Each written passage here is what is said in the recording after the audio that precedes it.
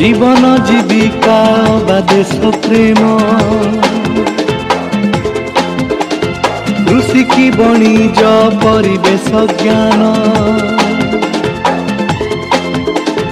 জীবন জীবিকা বা দেশ প্রেম, কৃষি কি বণিজ পরিবেশ জ্ঞান, ସବୁରି ହିତରେ ଆମେ ସମର୍ପଣ। Radio Bagha Jatin, radio Bagha Jatin, radio Bagha Jatin, radio Bagha Jatin. श्रोता बंधु आपने शुणुंट रेडियो बाघाजतीन गोष्ठी बेतार केन्द्र कार्यक्रम प्रसारित होउछि 89.6 एफएम बैंड रे। प्रचार करुछु आजिर अनुचिंता।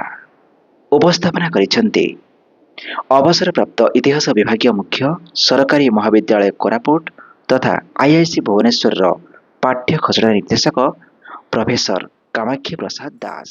श्रोता बंधु नमस्कार, मु प्रोफेसर कामाक्षी प्रसाद दास अवसर प्राप्त इतिहास विभागीय मुख्य सरकारी महाविद्यालय कोरापुट तथा आईआईसी भुवनेश्वर पाठ्य खसड़ा निर्देशक रेडियो बाघाजतीन 89.6 एफएम बेतार केन्द्र आज अनुचिंत कार्यक्रम को आपण मानू स्वागत करुछि।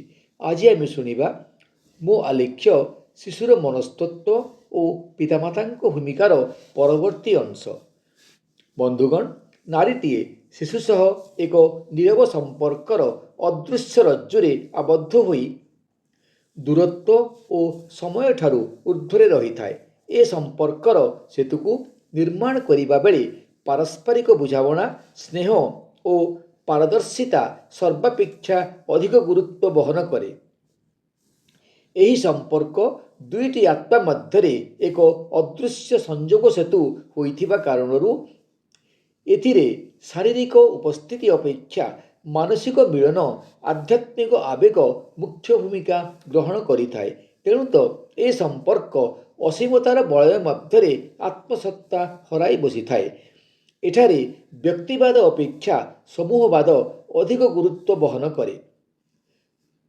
मातृहृदयर निर्मल प्रेम निकटरे वस्तुवादी दुनियार प्रतिटी प्राप्ति फिका फिका लगे, कारण मातृहृदय स्वार्थ सर्वस्व विश्व स्वार्थ को स्वीकार करे नाही ता शिशु पाई। नारीटीए शिशु प्राणरे निरंतर समन्वय, धैर्य और अनुराग आदि को सृष्टि करिथाए। नारी शिशु मध्यरे सृष्टि करिथिबा सहानुभूतिर सेतु को जीवनर यात्रा पथरे अंगीकार करि पारिले ही नारीर जीवनव्यापी साधना सार्थक हुए, अन्यथा ता तपफल प्राप्त हुए नाही। तेणु तो नारीटीए ता शिशुर निर्माण प्रक्रिया रे विश्वावसुर मानसिकता को पाथेय करी ता मनर रुद्ध कोठरी रे लक्ष्य पूर्ण हेबा पर्यंत नीरव साधकटीए साजिथाए।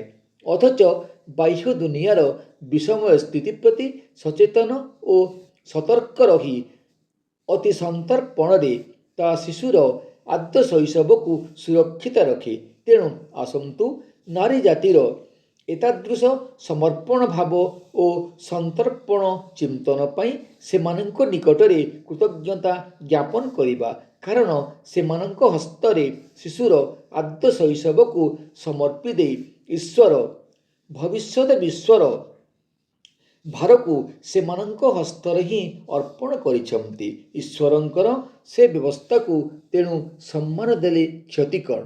बंधुगण, ताहले आजि पाई एतिकी, पुणी आसिबी आसंता अध्याय रे। नमस्कार।